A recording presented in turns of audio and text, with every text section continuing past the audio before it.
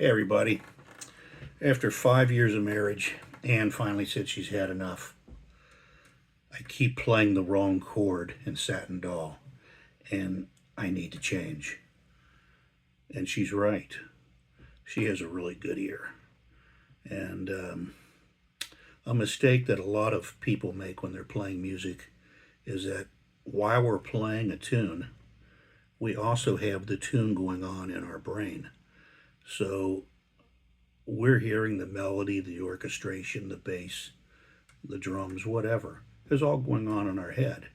And a lot of times, what our hands are doing on the guitar is they're playing harmonies and they're playing alternate bass lines, and we get lost in the fancy chords we want to try to fit in, and we lose the melody. So that became apparent to me some time back when I would play a song for someone and they would say, "Wow, that's really nice. What was it?" And I would look at them like, "What do you mean, what was it?" It's like, it was this song. And then I started recording myself. That's why I kind of started doing these YouTube things for two reasons. One, I have no memory. So I put stuff up here so I can go back and remember what I did.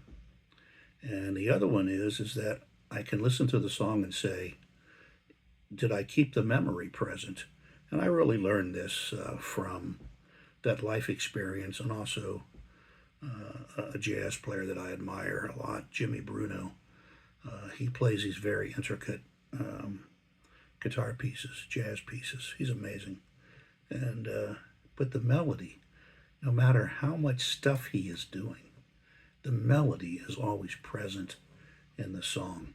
And there are jazz styles where, not necessarily just jazz, but rock or blues, where people just go off on a tangent and they want to play every lick they know or every chord that they know, and they lose the tune.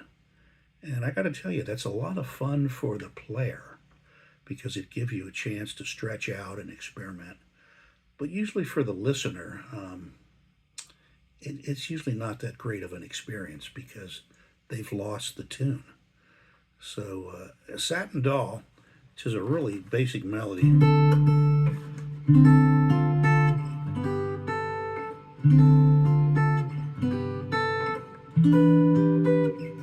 one of the first songs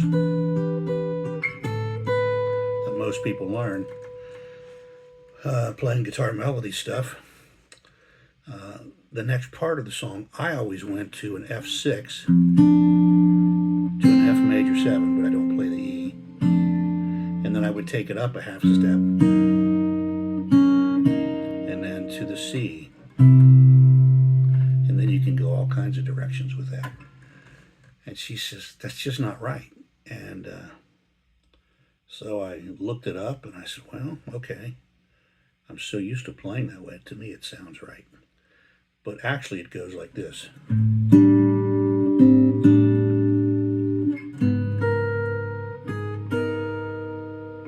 to the C. The melody notes are.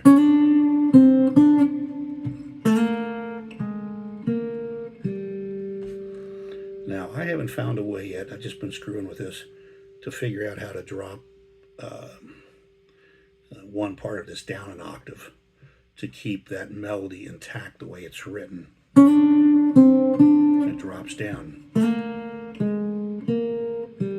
Okay, and I'll stumble upon it, but my first solution was just to put the A minor here. And there's my melody note. And really it's A minor, D7, A flat to D flat 7 to C. But I move the melody so that it's here. Then I take the A flat, I pick the melody up on the high E string, and then my C chord. And to keep it consistent,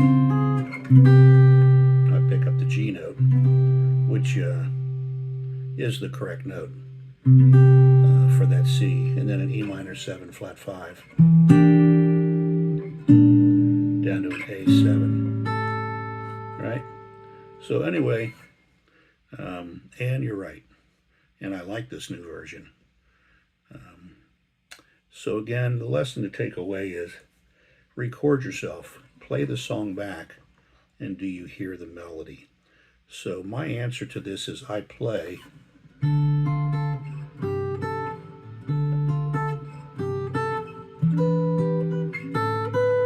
the basic melody.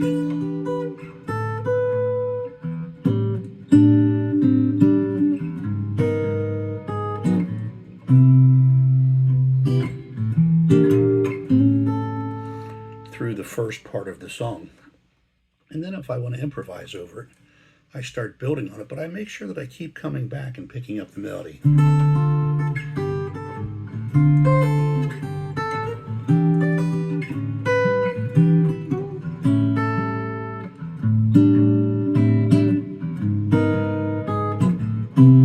Here I can go build some tension going up that way, or I can take the tension down.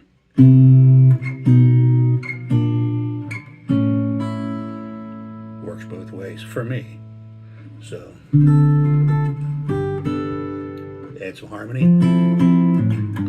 some bass, but bring it back. Add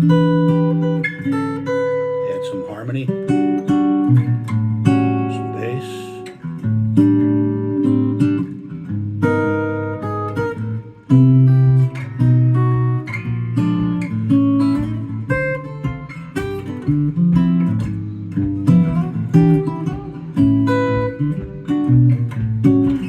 My old way.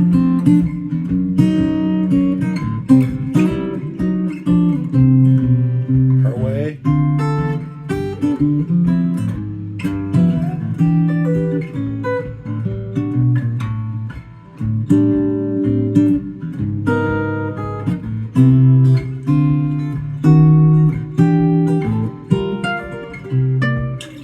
And then you're into the B section of the song.